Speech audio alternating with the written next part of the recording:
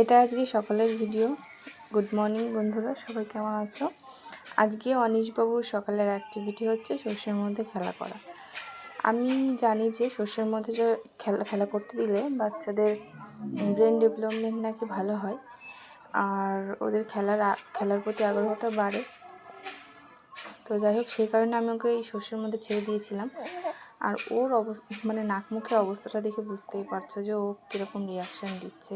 মানে ওর মোটেই ভালো লাগছে না, যেহেতু ফার্স্ট টাইম ওর একটু অস্বস্তি বোধ হয় হচ্ছে।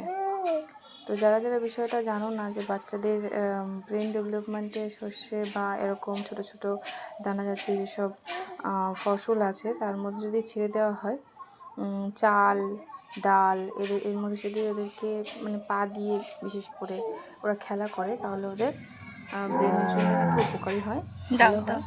আমি ট্রাই করছি, তোমরাও ট্রাই করো এটা। আমার কাছে দাও, আমার কাছে দাও। এই জিনিসটা মনে রেখো।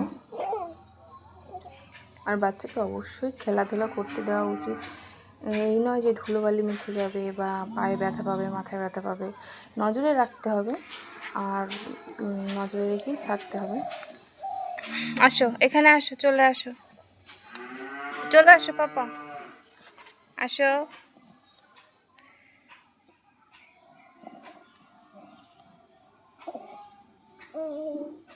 এই যে, এই দেখো পাপা।